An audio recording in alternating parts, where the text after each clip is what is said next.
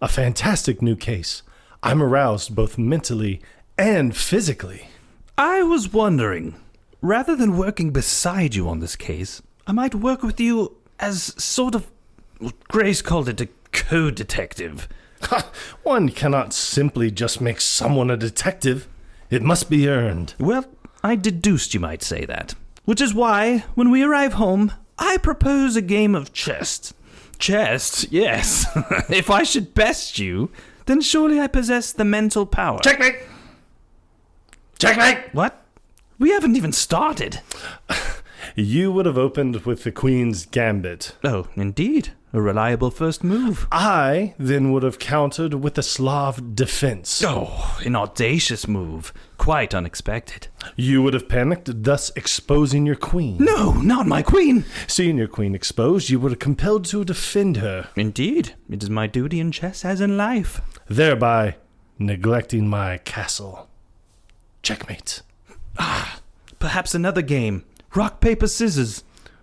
Rock, rock, paper, paper, scissors, paper, rock, scissors, paper, rock. Dash it all. What about battleship? D3, E3, F3, and G3. Damn it. You've sunk my battleship. You're a good man, Watson, but you're not ready. Oh my God. I've been looking forward to this one. Yes, as have I. Because I'm really trying to think back. This movie came out in 2018. Correct. I know for a fact I did not see it in 2018. I may not have even seen it in 2019 or even 2020. Might have been 2021. But had you seen it before you and I watched it the very first time in like 21? No, I had not seen it at that point. Okay. I wasn't even sure I knew the movie existed. Really? I may have seen a you're trailer. a huge failure. Failure? Yeah. Yeah. I failed. Ferrell. Will Ferrell. That's right, Will Ferrell. No, I know you're a huge fan of his. And I think when I told you, we were talking about it yesterday, and I wasn't sure if I was going to like this movie or not, because it just kind of seemed for a time there that Will Ferrell and John C. Reilly were together on everything, and it was just like crammed down your throat. Right. It was kind of like the Kevin Hart and The Rock situation. Yeah. I don't know. I mean, you don't want to see, you want to see him in movies, but you don't want to see him in movies together Like all the time. Yeah. But what if they were in movies all the time? Go on. I got nothing.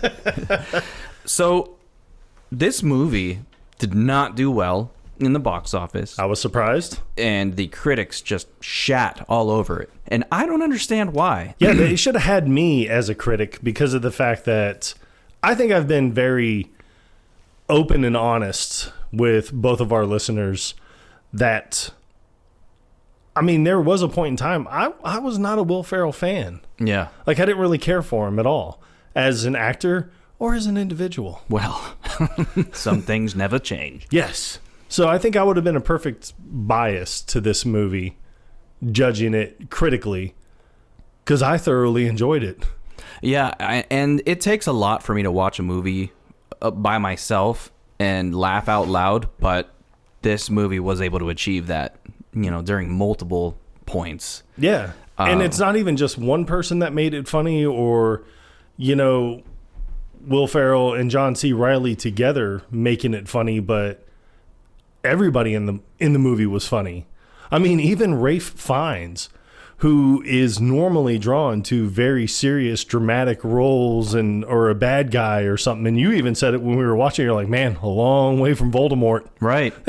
Wait. It's He who must not be named. That's a given. Yes. I don't want you to get into any trouble now. But he was funny in the movie. Yeah, he really was. If you watch this movie trying to take it seriously, you're probably not going to like it. You're probably not going to enjoy it. If you watch it knowing that it's supposed to make fun of itself, it's supposed to make fun of Sherlock Holmes and just the whole storyline. And it's making fun, almost like parodying the RDJ. version of Sherlock, because there are moments where they do Holmes is going through his whole, I'm going to calculate this situation. This is how I'm going to play it out. Yeah. You know, I'm going to calculate the backswing of this mallet, and then I'm going to compensate for the warp in the floor. And then, you know, all this thing. So that happens multiple times throughout the movie, just like it did in the Robert Downey Jr. Sherlock Holmes movie. So it's not supposed to be taken seriously. And if you go into it with that in mind, then I think you'll thoroughly enjoy it. It's just funny as hell to me. Yeah, and I mean, it's called a spoof movie, people. And it's called a spoof movie for a reason. Yeah, get over it. Yeah, it's not like, you know, Adam McKay sat down with Will Ferrell and John C. Reilly and said, oh, you know, I'm writing a script on Sherlock Holmes and Dr. John Watson. And they were like, oh, okay, you know, this was not supposed to be dramatic or, you know, heartfelt content or anything like that. It is a spoof movie. It's not supposed to be... Just like Airplane, people. Mm-hmm. Just like The Naked Gun. Come on. Get on board. It's like Scary Movie is not intended to be like scary. There was nothing scary about it. No, it's a comedy. As we like to do, what is one of your standout scenes in this movie? Oh my goodness.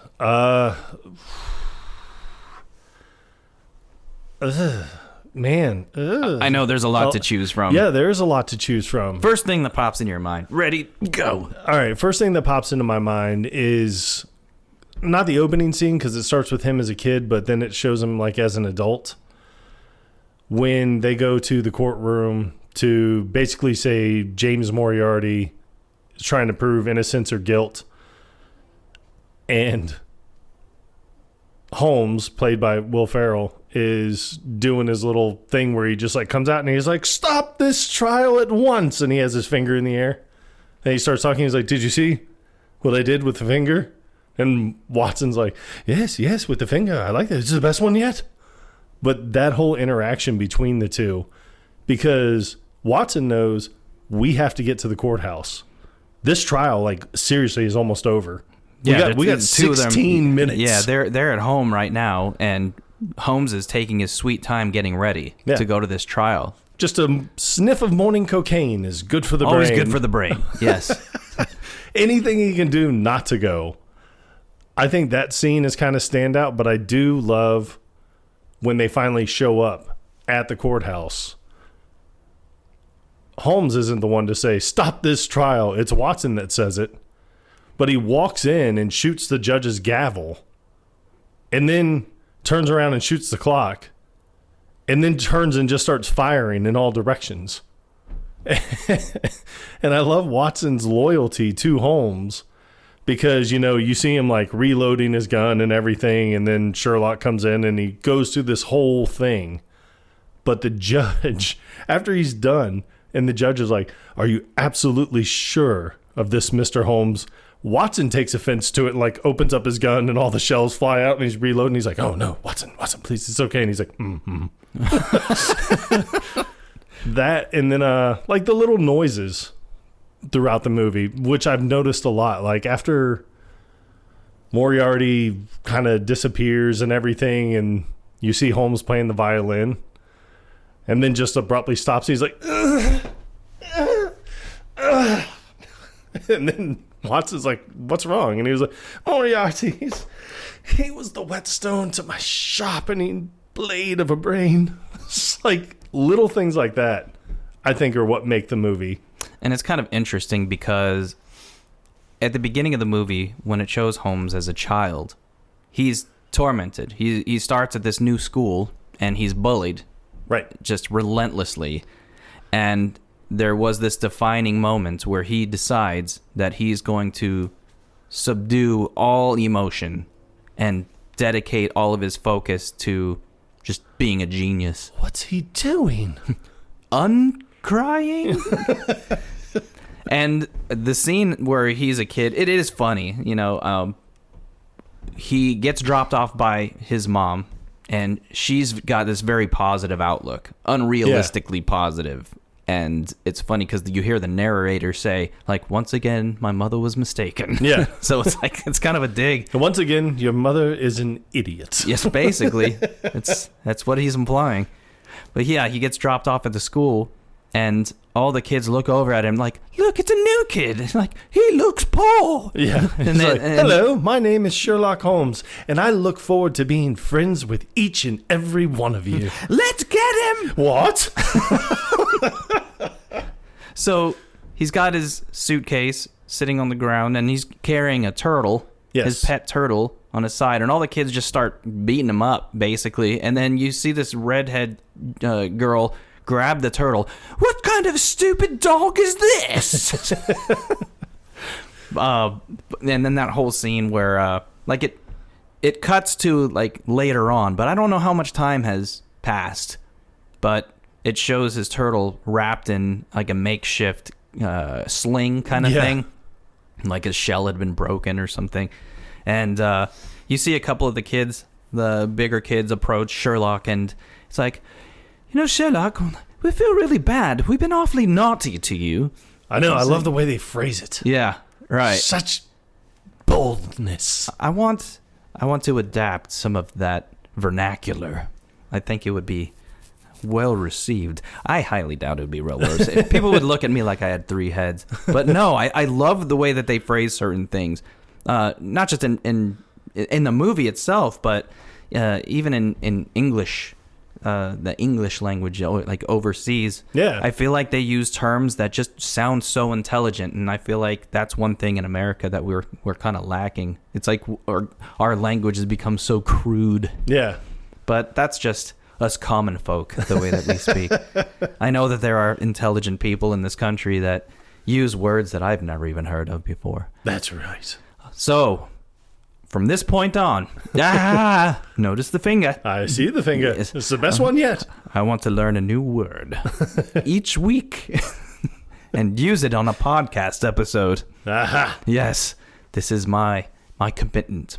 My commitment to you. See, I can't even say the existing words. So we're going to start with commitment. Commitment. Yes, I'm going to learn that. I don't know what it means, but I'm compelled to learn. But no, they make Sherlock kiss a donkey's ass, making him believe that it's his Bridget, the girl he has a crush on. Yeah. And this was the defining moment. He gets upset because he thinks it's this girl, and he kisses a donkey's ass. They actually have somebody holding up the donkey's tail. It's almost like they're trying to get him to kiss the donkey's asshole, which is even worse. Bah. Horrible. You filthy sons of bitches. But he somehow sucks in his own tear back into the tear duct. Yeah. And then immediately starts picking out things for each of the students. Like, the brand of ink that you have on your fingertips matches the headmaster, which means that you've been digging through his drawers to cheat on the test. Expelled. And then the guy has clay on his shoes. That means that you've snuck off campus. Expelled. He's like, oh shite. He's like, you've got the smell of alcohol on your breath. Expelled. And then you've got tobacco on your fingertips. Yeah, and then the one kid's got I love his little line. I think it's a misheard line. Or an underappreciated line, as I often love. Go on. Because he was like, you have a bruise on the back of your neck that matches a girl's mouth. And I love her. But then the kid's like, he's like, but I'm in love. Yeah. I did notice that. Yes. It's like, expelled. He's like, and I'll see you all expelled. So, from this point of the movie, it's like you just assume that Holmes is going to be just completely insensitive. And that's not a stretch because of the way that he treats Watson. Well, and like I was telling you, I started reading some Sherlock Holmes stories and books just a few years ago because I was like, I kind of remember this from grade school. And I don't remember him being mean that to Watson. big of a dick. But man alive, he's a dick. Yeah. Like, big time. Because I think he wrote him as someone that's like, exactly like that. Like, he doesn't have any emotion whatsoever. He could care less about anybody else because he feels that everyone else is inferior to him because of his superior intellect. Yeah, soaring superior intellect. Yeah. Like the only person that could be mentally challenging to him is James Moriarty. Yeah, so the scene that before I went on my tirade here, he's showing some form of emotion. Like he's clearly upset at the fact that he has nobody to match him. Right. So like, what is he going to dedicate his life to now? Yeah. And so I just thought that was kind of strange. It's like, I thought you were incapable of feeling any kind of emotion. Well, you lied. That and then I like the newspaper headlines right after that. I think one of them is that's so funny is the paper says like there's a baffling murder or something. It's like Scotland Yard is baffled by this murder, and then right below it under the headline is like Sherlock Holmes solves it in 4 seconds. We're just gonna go straight to him from now on. Just cut out the middleman. Yeah. For me, as far as scenes that stand out to me, is the surprise party that they have for Holmes, because they go to I don't know where they're holding it. I don't think it's at the palace. No, yeah, it's at Buckingham Palace. Was it at the okay? Because even when spoiler alert, when he cuts the cake and the body falls out, you just see Holmes and he is like, a murder in Buckingham Palace? That's right. So the two of them go to Buckingham Palace and they meet the Queen. Yes. And you can tell that Watson is quite taken with the Queen, which is the way that he responds to it is just unexpected. Yeah, like how he just grabs her hand and holds it. He's like, Your Majesty. And then he just sits there, he's just staring at her with this dumb look on his face. And then Holmes, he's like, Watson, say something. I love you. He's like, I mean, I know that I'm duty bound to serve you, but I just like you. I just like you. like just as a fan. But he's like, am I saying these things out loud? It's like, yes, you are. Shut up. But then they walk into this hall, and the lights are turned off. 5, yes. 4, 3, 2, 1. Surprise! He's like, oh, yes. Yes, Holmes is not surprised at all. No. And then I do like what you're talking about, because then he's like, if I was someone of far less genius, I would have been 72% surprised. Right. And then, but then Watson's like, ooh, 72%. But Watson's like, when did you know? And he's like, Tuesday. Yes, you arrived at home 7 minutes late. Your mustache betrayed a dusting of crumbs due to your sampling of cake. I'm guilty. And then when he's talking about it, he's like, you stopped at the station. It's like the smell of paper mulch. He's like, the nose of a bloodhound. Yes, and then he says the champagne that he bought, I don't remember the exact brand. Pre-Proloxia champagne. And he was like, you lack the self-esteem to buy such a bottle for yourself. It's like, I don't deserve nice things. it's true. It's like kind of sad because this happens a couple times throughout the movie where Watson he just feels like he's not undeserving of anything, and it makes you feel bad for him. It does. I mean, but that's how Sherlock treated him. Yeah. It's like, I mean, you just wear down someone's self-esteem. Like when he's talking to Dr. Hart, and she was like, well, why don't you just be like a co-detective? And he was like, what? A co-detective with my best friend just for a noble, worthy cause? It's like, no, I could never, not even in my fondest fantasies. No. Now let's go clean this cake-covered bastard.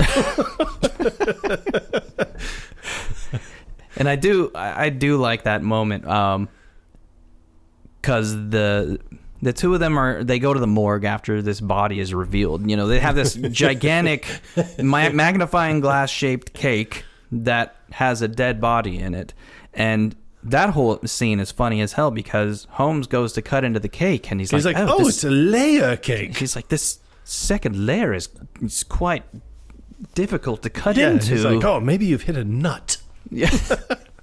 He's like, it's possible. It's like, maybe if I can. He's like, oh yes, please do. He's like, yes, I do see what you're saying. Yeah. No, I need to do, and he grabs this big axe. And I then like how you hear someone in the crowd in the back, and they're like, oh my God, he's got an axe. Wow. We've got another genius here. Power of deduction, right there. So he takes this really professionally done swing. It's like John C. Reilly looks like he's wielded? What's the term? Wielded. See? I'm dumb. He's wielded an axe before, and he takes the cake with this swing. I see what you did there. He hacks the cake right down the middle, and his corpse falls out. Naked. And then... Buck naked. Yeah, but then Inspector Lestrade comes up. He's like, all right, everyone back. Everyone back. And then that's when Holmes is like, a murder in Buckingham Palace? Everyone treats Lestrade like shit, which I absolutely love. So Watson looks down and he's like, look, a note. And the body's holding on to a note. And then he looks at Lestrade and he's like, right under your nose. Yes. So both Holmes and Watson take digs at Lestrade, and it's funny as hell. It is. It is. How Lestrade has, at least in this movie, this incredibly hot wife who doesn't say a word throughout the entire movie. I know. I think maybe at the end when they're singing that song. That's it. I think she sings one line. That's it, yeah. I do like after that song, though, when Holmes is going, like he realizes Watson is innocent. So he's going to the jail to tell Watson, you're innocent. It just shows like that wide shot of the bridge. And Holmes is running. He's like, Watson, I've discovered my emotions and I'm only 46. But the scene after the body, so they go to the morgue because they're trying to get clues as to like who the murderer was, because Holmes does not believe it's Moriarty. Him and his genius thinks that the suspect that everyone assumes is Moriarty is actually someone disguised. Jacob Musgrave. He's an onanist. Yes. He makes his own sauce. He pours his own tea. He's a saucier. His restaurant is called Crotch Kitchen. He is Romeo and Juliet. Ah, yep, they'll get that one. Yeah. No? He does this. Oh, he's a wanker. It's like, yes, he's literally dying by his own hand. You see, it kills you. I guess masturbation is a killer. That's, sure is. But yeah, later on when they accidentally, well, I don't think he was trying to kill him. I think he was just trying to stop him. No, there's nothing accidental about that death. It was a murder. Yes, they rip the knife out of the one-armed tattooist's back and then throws it directly at this man. Who looks like Moriarty, who's running away. But Watson just chucks it at him. While he's laying there, I mean, the whole scene is hysterical. Just because he's like, oh, Moriarty. He's like, so we stopped him. And he was like, I keep telling you, this is Jacob Musgrave. And he's like, but he looks like Moriarty. And then he rips off the beard. And he's like, does he look like him now? He's like, who is this? And he's like, Jacob Musgrave, as I keep telling everyone. He's like, yes, he fooled everyone with just a fake mustache. Yeah, and then he's laying there and he's like, no, I'm just a simple man, like he says. I'm just Musgraves, just as he says. Like, I'm just a simple wanker. Yeah, but then it's funny because he starts talking to him and he was like, yes, this morally deficient man, this poor excuse for a person. And he was like, this bag of rubbish. Oh, yes, that's a good one, Watson. And he was like, oh, I got something for you. And he was like, don't wank on us. Yeah. Yes, because he goes and reaches in his pocket, and that's what he's thinking. This dying man is laying there. Don't wank on us. That's your thought. Yeah. But I do like that he's laying there, and when he says, oh, this bag of rubbish, and he's like, that's a good one, Watson. And then you just hear Moriarty or Jacob Musgrave, an underappreciated line. He's like, I'm laying here dying, man. He's like, please, man, I'm dying. It's like, please stop calling me names. And it's like, you've already proved your point. And it's so funny because the actor that plays him is the same guy that plays Voldemort, and he's just so pathetic. Yeah. He's so different. But it's so great. But the headline right after, there are a couple different headlines right after that. Like, the Queen's going to die in 2 days because Moriarty predicted it and said that's what he was going to do. But then right below that, it's like, Queen is considering calling the Lone Ranger. But then after it was talking about the Moriarty lookalike, it's like Moriarty lookalike found dead from onanism. It's like died at his own hand, or no, died from what he loved. He died doing what he loved. But it's like, he didn't. He didn't die doing what he loved. He got stabbed. Yeah, he had a huge knife in his lung. That's a far cry from masturbation. But I keep coming back to this one scene, and then we keep getting distracted. Yes. But when they're at the morgue, and Watson is well aware that every time Holmes goes to a mortuary, that he gets sick to his stomach.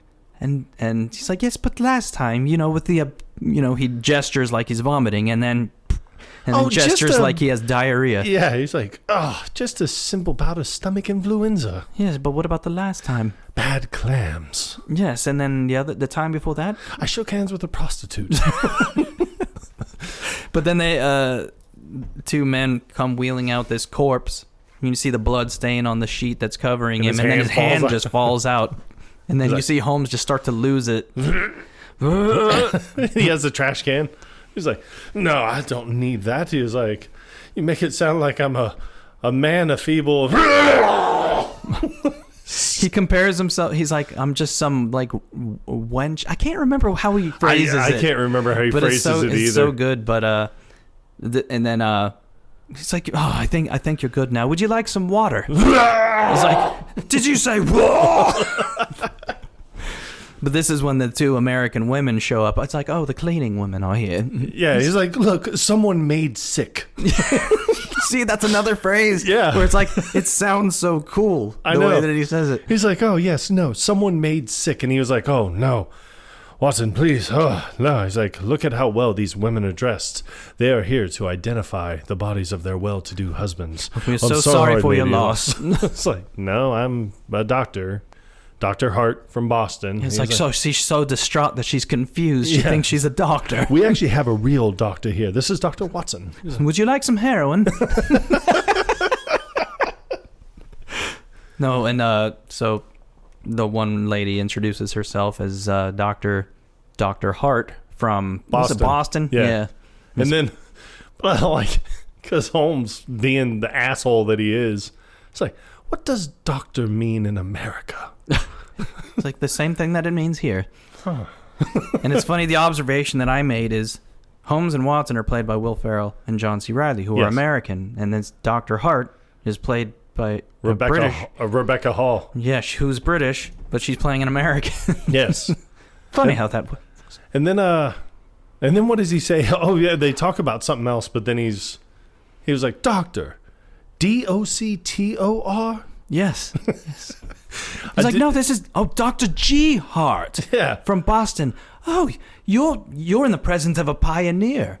It's like your research on shock therapy to release, inner demons is substantial or whatever he says. Yeah, and then she's like, oh, yes, no, my findings have concluded that the more voltage I use, the more demons can be casted out. And most of my patients live as long as a week. Yeah. Genius, genius, genius. I like when they're walking to the autopsy room and they're talking, and I mean, just the little lines that they say are so funny, because I think Watson is telling her, isn't it a miracle how far we've come with modern medicine? He's like, there's no need to go any further. Yeah. We'll just stop right here. There's nothing left to explore. We've reached the top. Yep. What a hole. But it's clear that Watson and Grace have some chemistry going on, You know, and there's, you know, some banter back and forth. Not banter, but just good conversation between the two. And as they're about to go into the autopsy room, you can see her assistant, Millicent. Yes. Who doesn't talk. And the way that she's described, like she was raised by feral cats. Yes. And she has the intellect of a 4-year-old. She's like, but with extensive electroshock therapy, we can increase her intelligence to that of a 6-year-old. Yeah. She's on her way, folks. He was like, wow, modern medicine. Yeah, but you see her like feigning, like licking her hand. And I can never remember the actress's name, but you would recognize her. She's been in a lot of different things. Yeah, it's like Lindsay Lupke or something, That something like sounds about that. Right, yeah. And it's crazy. We both made the observations. Like she's odd looking, but at the same time, so damned attractive. Oddly attractive. I don't understand what it is. Yeah. But yes, who is this woman and what is she doing here? I don't know. She keeps going on about something, but she's just so damned attractive. I don't know what she's talking about. But it's interesting because as they're going to go to the autopsy room, Grace holds Millicent back. She's like, Holmes, you stay here and keep Millicent company. Yeah, because he's holding the trash can because Watson gives it to him. He's like, no, here you go. And he's like, and then she's like, Mr. Holmes, you look unwell. It's like, maybe you could keep Millicent company. Yes, and he's still... It's funny because prior to this scene, when Holmes and Watson are back home, they're talking about, when he has that moment where he's upset because he doesn't know how he's going to dedicate his life. You know, he realizes, he's like, no, I've actually been studying things to benefit people's health. He's like, and I've actually learned that the sulfuric compounds of an onion can actually help with, what does he say, digestion, or I can't remember. Yeah, to help prolong a man's life or something. So he just he takes an onion and he takes a bite out of it, and then I like how Watson responds to it. Oh, you just bite into it like an apple. So then they're both just eating an apple, or no, I mean they eat an onion, but we think that it is actually an apple wrapped in an onion skin, because I don't know if anybody could get through a scene biting into an actual onion. Yeah, it would be quite difficult. It would, but Watson is just, he can't do it. He's like, so we can eat the whole thing. And he was like, 4 or 5 bites should do. Yeah. He was like, yes, let the juices dribble down your throat. Congratulations, Holmes. Not only are you the smartest man in England, but soon you'll be the healthiest. He's like, quite. He takes another bite of the onion and he just throws it into the bin. And then he gets up and he's walking away and he's like, now where's my opium? So healthy. So in this scene, he randomly has an onion, and then he takes a bite out of the onion, and then Millicent somehow has an onion randomly. And she just starts going to town on this onion. Devouring this onion. And Holmes is just like, he's like, wow, you're eating that onion with such passion. He's like, I'm strangely aroused. And the look, because it cuts back to her after he says that, and the look on her face, it's like she's like proud of herself. Yeah. I like it when he's telling her, he's like, you got some dribble on your chin, and he goes to wipe it off, and she's like gonna bite his finger off. Ooh. But it cuts to the autopsy room, and Watson and Grace have this interaction. He's like, it really strangely, the best part of doing an autopsy is, and then Grace is music.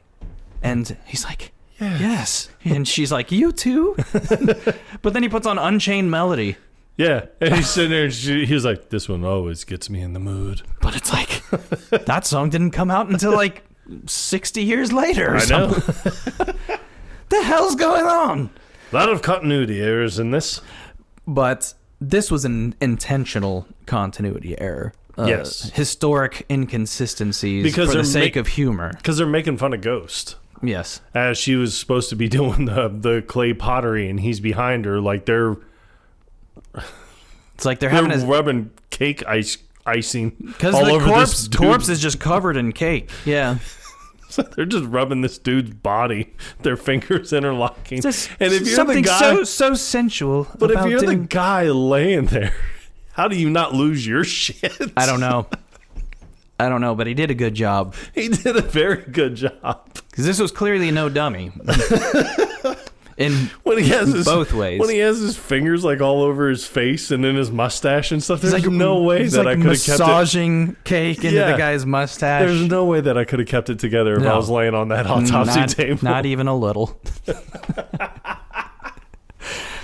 So you've got the scene. So they've got the housemaid who is from Glasgow. Hudson! So she's got the really, really heavy Scottish accent. Yeah. Hudson! Yeah. Hudson! Fire! Please call the police! Hudson! Watson has stuck a carrot up my bum! Hudson! Hudson! And then she comes out of Watson's bedroom. He's like, where were you? We shouted fire. Did you not hear us? She's like, but I like it when he's like, we shouted fire. And she's like, where? Where? But then that old man comes out, unzips his pants, everything. Is this what you've been doing? It's like that's why my bedroom smells like fish cakes and swamp. But yeah, Hudson it's funny because before you find out that she's the actual killer, spoiler alert. Yep. She's playing this housemaid, and there's signs. There are signs. I'm just anybody who refers to themselves. Oh, I'm just a lonely whatever maid from Glasgow. I can't be taken seriously. Yeah. You should take that person seriously. Yes, always. But he's like, what the likes of me telling the likes of you what to put on his noggin. And Holmes is like, he's like, yes, you're right. And he's like, I called your bluff. You weren't expecting that. But no, she goes out into the hallway at that one point and then brings in this box, this quote-unquote random box. Where did this come from? How queer. Yes, and then Watson grabs the box and he's like, queerer and queerer. Yeah. But it's like nothing else has happened Nope. to make it queerer. Yeah. Nothing happened in the first place to make it queer. No. I mean, she just brought in a box. Yes. That's it. But there's a card that came with the box, and it's from Moriarty. Moriarty. I'm doing air quotes again. Yep. You can't see it because this is an audio podcast. But he opens the box, and you hear a mosquito. Yes. And but Watson is oblivious to the mosquito. Holmes immediately deduces that there is a mosquito. It happens to be infected with like West African swine flu or something. Something along it was those like lines. so deadly, and he was like, "Quick, shut the window before we cause a pandemic." Yes, one bite of that mosquito will cause instant death. Yeah, and then dance a Dutch jig. No, you don't have to tell me twice to dance a Dutch jig. But why? He was like, "Oh, because your body heat will attract it to come and gnaw and eat away at your flesh." Oh, yes, very wise. Brilliant. And then mosquito lands on Watson's forehead, and then they go through this whole scene of... This is the worst thing ever. I mean, it's a mosquito, not like a housefly that are just about impossible to kill. I mean... Mosquitoes are pretty easy to... Yeah, they're pretty easy just to be like, boop, okay, dead. But not for these two. Because Holmes approaches it in such an aggressive manner. So he smacks Watson on the forehead. Mosquito flies off easily.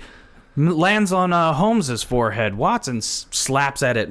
Mosquito buzzes off. Yeah. And then it's like on the cheek. And they take turns slapping each other. Then he grabs like a cricket? It's a cricket paddle. And or then, a cricket bat. And then Hudson comes in out of nowhere with a net. And then she gets whacked in the face with the bat. Yeah, and I want to say that she says something about eggs or something. But he just like plows her right in the face with that cricket bat. Yeah, they bash some safe, and then the mosquito lands on this glass case that's filled with killer bees. African killer bees. It's like, what's with all this killer stuff coming from Africa? Lord have mercy. But this is one of the scenes where it shows him calculating, okay, if I swing the paddle back this far, compensate for the warping in the floor, and then this, and that. He's like, then I shall kill the mosquito while leaving the killer bees intact. Crisis averted. Which it's funny because of all the times he does this calculation, this is the only time that it's somewhat successful. because he... Yeah, I mean, it turns out very quickly to not be successful. Yeah. Like, I mean, it's a complete failure after. He kills the mosquito That as he does. intended, but the glass case is compromised. It is. Releasing the killer bees. It does. All in the house. But I like when they start pooling on Watson's face. He's like, you got to do something. He takes that scuba helmet. Takes the scuba helmet, puts it over Watson's head. He's like, yeah, look, it's working. He's like, no, it's not working. He's like, it's not working. Yeah, but Watson ends up jumping out of the window. Yeah. All the bees go flying off. He's like, we have to retreat. He's like, I'll draw them away. You get to safety. Like, how did Watson walk away unscathed after jumping out of the second floor window or third? I don't even know. But yeah, so the other scene where he does the calculation is when they're looking for the one-armed tattooist. Yes, Gustav Klinger, I think is his name. And it's played by Steve Coogan. Very underappreciated actor, in my opinion. Yeah, he was in Tropic Thunder. He was in The Other Guys. I loved him in The Other Guys. Oh my God, he's so funny. But he's supposed to be a one-armed tattooist, but he clearly has both arms, and he's just got this extension off of his right arm with the tattoo gun attached to it. They're looking for him because they know that he's the one that killed the guy that was baked in the cake. Because he had a fresh ink tattoo, and the cause of death was like poison. Ink poisoning. Yeah. And then what does he tell him when they finally do find him? And he was like, oh, so you're the one that killed Jimmy. I can't remember his last name. It doesn't matter. Jimmy Gufford or something. And he was like, I baked a cake.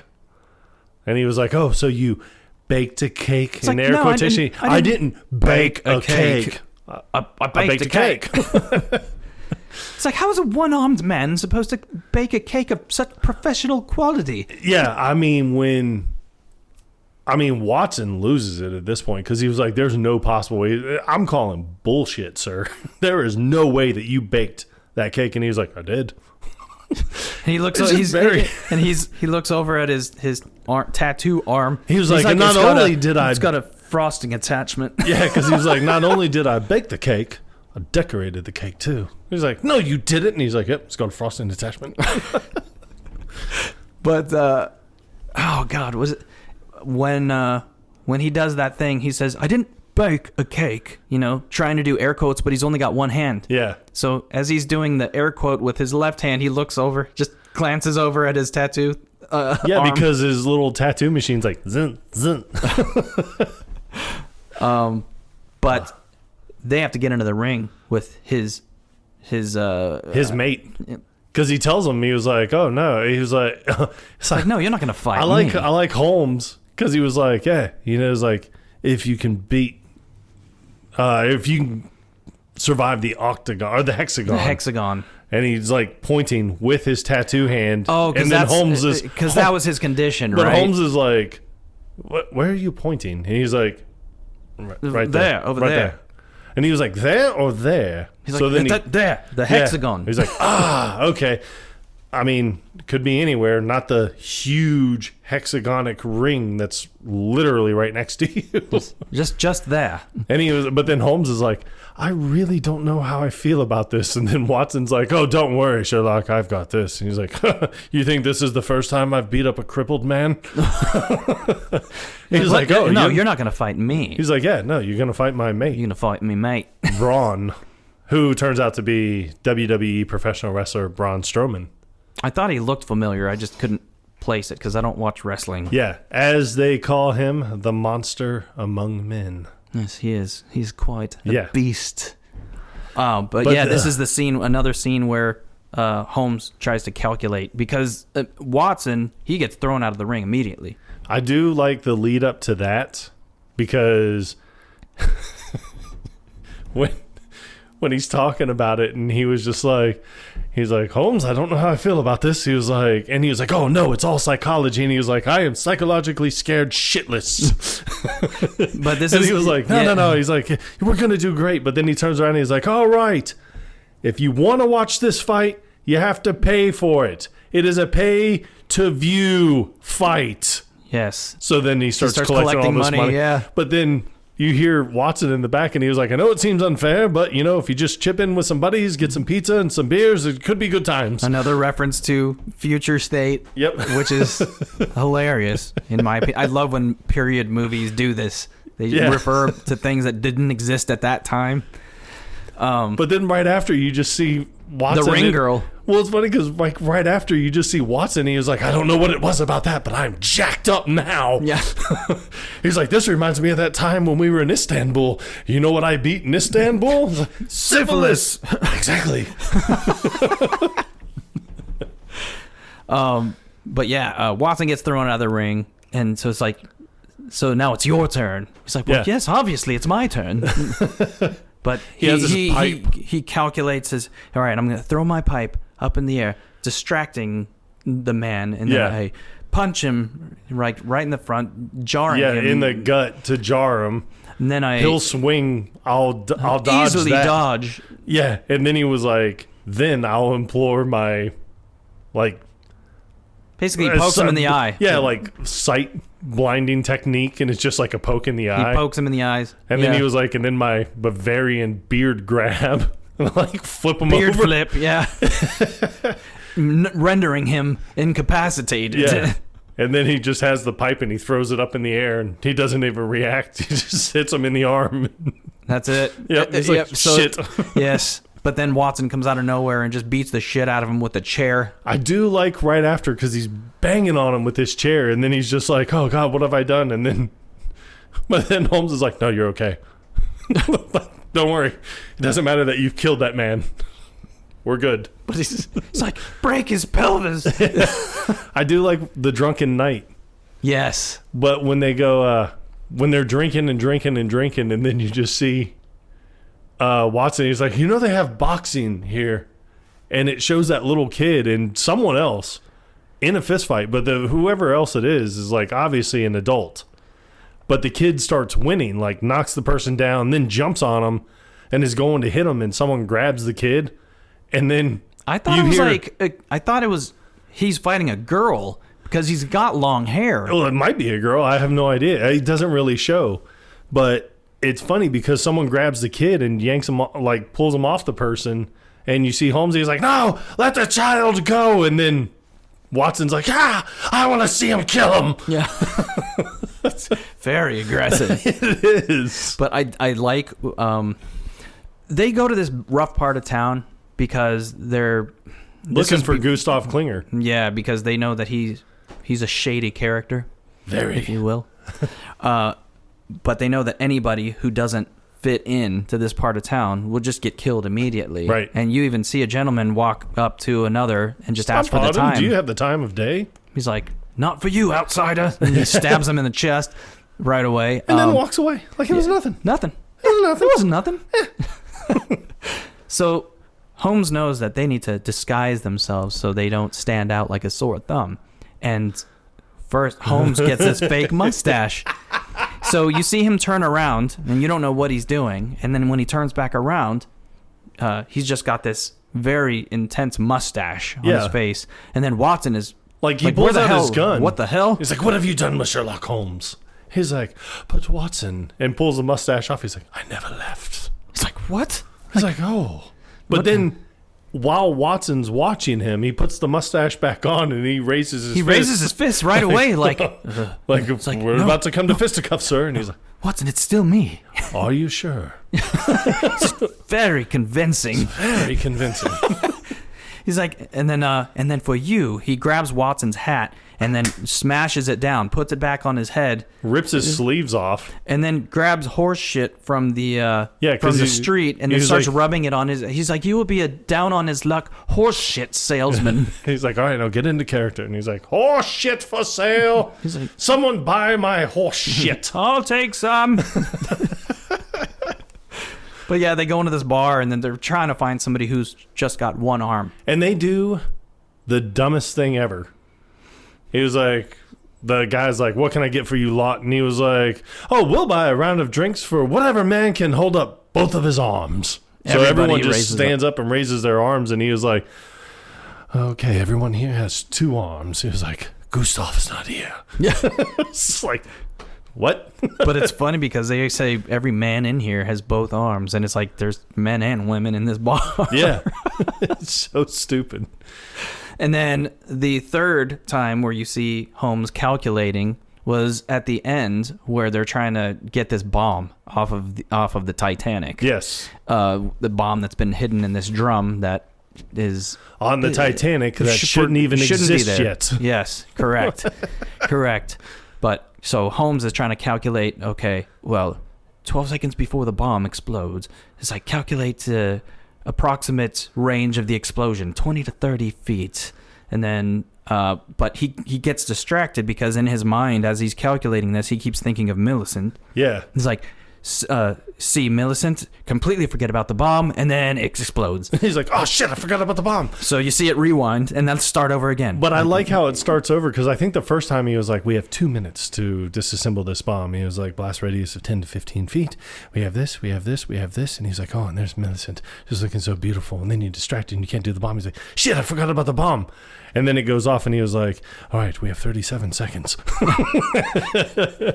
It's just like all this time wasted. So it's like he goes through the whole process again. He's like, say hi, see Millicent for the first time. But it's like, it's not your first time. But I do like that he, but then Watson comes up into his thoughts, and he was like, Watson, what are you doing here? And he was like, I'm doing the thing. I'm doing the brain talking thing. Yeah. He's like, yes, no, we need to save these people. And he's like, and he's like, I can't do it because I keep thinking of Millicent. And he was like, I keep getting distracted. Yeah, he's like, you are going to have to do it. So then it shows like, John doing it. You're going to have to detective for both of us. What Watson does this thing with the snap. Like, what is he? He's like, oh, no, you didn't. Yeah. But it's so funny because he sits there and he starts going through everything, and he was like, all right, blast radius of 20 to 30 feet. And then we got this, and he was like, oh, God. He's like, oh, math is so hard. And he was like, is that an X or is that a plus symbol? I just don't. And then finally he was like, fuck it. It's just like, charge. It goes out. Starts beating up everybody to get to this steel drum. He's like tackling people just to get them out of their way. He could easily just run around them, but he doesn't. Yeah. But yeah, that glass on that ship is horrible because he was able to throw this bomb through the glass like it was nothing. Yeah, but and then it lands in the boat like 30 feet. Oh, it was like perfect spiral. Yeah. It's like Joe Namath over here. Exactly. So yeah, he throws it through the glass and it lands in the canoe where Hudson and her goonies, her lackeys, yeah. And, oh shit. But I do like her counting down because she's like 10, 9, 8, 7, and she was like, come on. But it's like you know how long it's going to be. You're counting down. Exactly. Like, what you don't even have to count down. No. You just sit there and watch. Yeah. And if you were standing there watching, you probably could have just smacked the bomb down instead of looking at your watch. Idiot. There is the scene in the park where I guess Holmes and Watson, they're trying to impress. Yeah, they're trying to impress Millicent and Dr. Hart. Yeah. So they're using this old-timey like medicine ball and throwing it back and forth to each other. And you and your sound effects that you notice that Holmes at one point when he throws the ball to Watson and he's like, no. He's like, oh, I'm exhausted. And he's like, perhaps some cocaine would help. He's like, oh, do you have a vial of it? So then they both do cocaine, and then it just shows them just really quickly just passing the ball to one another, and then it immediately just wears off. Yeah. And Holmes is like, oh, I'm exhausted. But it is funny that Grace is, Dr. Hart is playing into the whole Millicent acting like she was raised by cats. Yes. Cat toys, and then taking her over to the ponds to get a drink of water and all that stuff. Trying to think of some other... a few things that... when he goes to see his brother, that was one that I was thinking about. Yeah. I mean, that one's pretty funny. I did have a... something else here. Yeah, bring it on. And it goes back to the very beginning, like when it's doing the... newspaper title things or whatever. There are two that kind of stand out. Now it'll show like, like Holmes. Some of the newspapers, like the headlines alone, are pretty funny. It's like, killer, like Scotland Yard is baffled by new killer, and then right below it's like Sherlock Holmes solves in 4 seconds. Yeah. So something like that. But in one of the newspaper titles, this is off to the side, like in a little subsection. It says Scotland Yard. Yeah. Oh, yeah. No, here it is. Scotland Yard baffled by new murder. Holmes solves in 4 seconds. But on where it says that page, right next to it, there's a little smaller article, and it says rare snow leopard presented to the Queen. In quotations, it was delicious, she says, after a 12-course meal. That's awesome. And then I told you this morning, I took a picture of another one that was hysterical. I think it was talking about the Canterbury killer. And this has got to be one of the funniest things I've read because, like I said, nobody likes Lestrade. And now you even find out that the newspapers really don't care for Lestrade either. So it says, chancing upon a snuff box upon entering the clerk's bedsit, Mr. Holmes determined not only culprit, but motive, weapon, and time of death. Inspector G. Lestrade, a name familiar to this paper's readers as a frequent foil to Mr. Holmes's genius, was in the process of buttoning up his trousers in a nearby toilet, whilst Mr. Holmes made his pronouncement.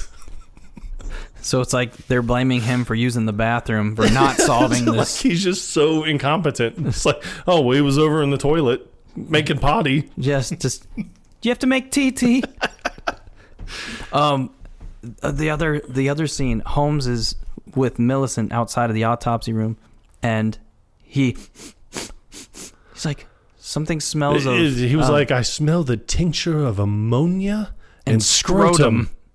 Hello, Lestrade. But I don't remember why. Excuse me. I don't remember why Holmes has to go see his brother. Because he was having problems figuring out who the killer was. Yes, he was struggling there. Because he thought it was Hart at one point. And he was like, well, she's the only one. And then, well, he was saying that, she's not the killer.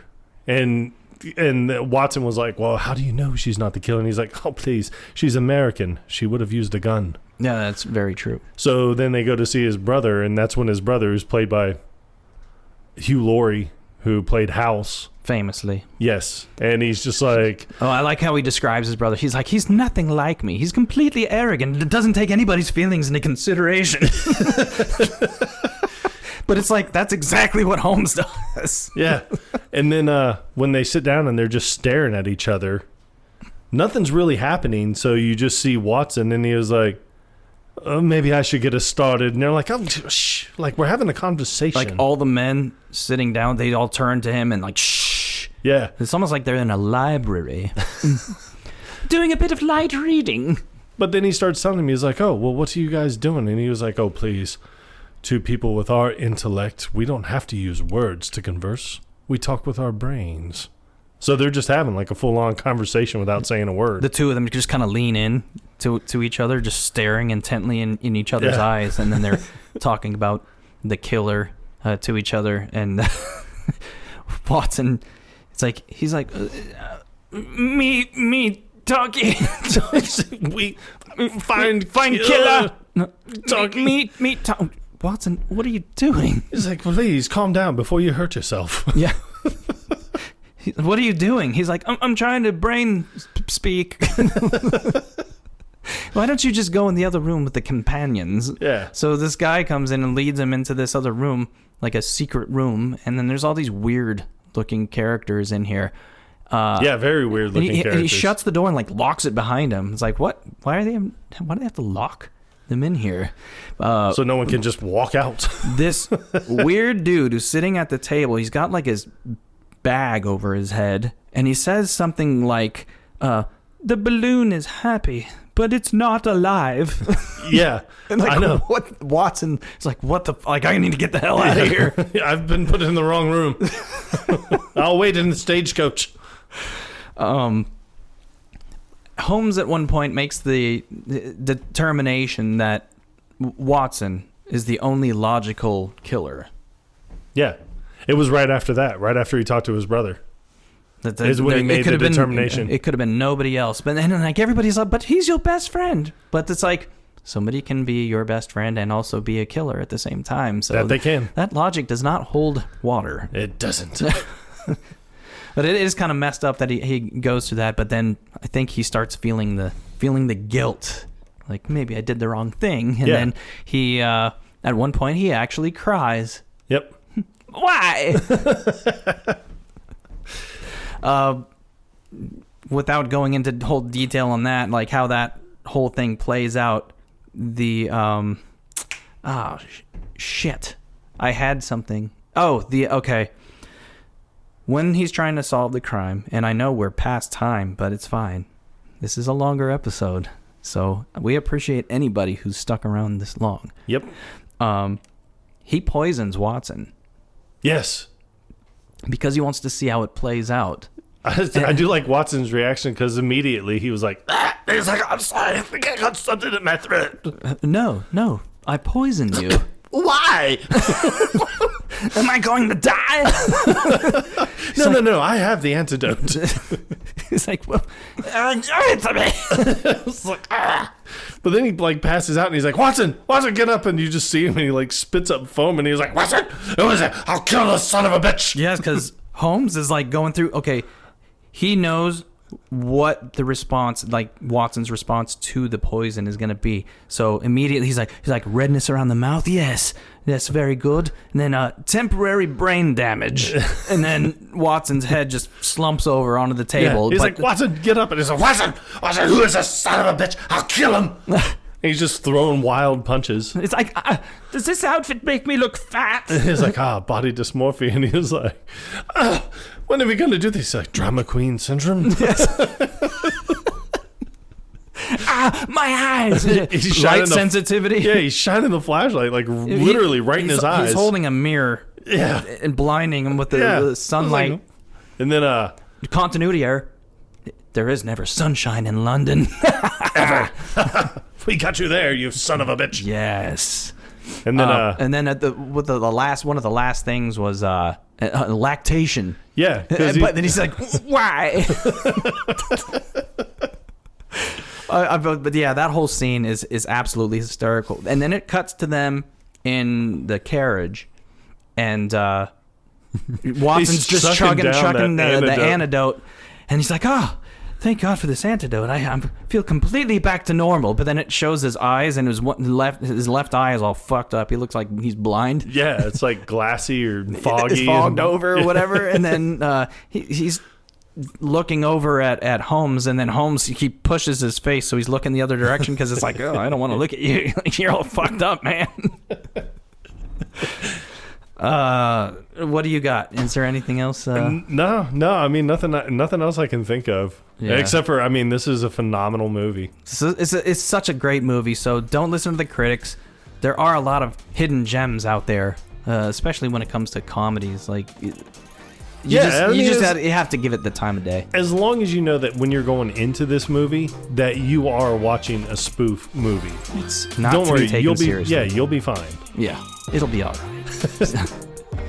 All right. Well, thank you again for sticking around this long. I mean, it's a little bit longer than our usual episode, but I think it was well worth the extra time. It was. It definitely was. All right. I guess until next time. Quotable Podcast. Out. Platypus lips.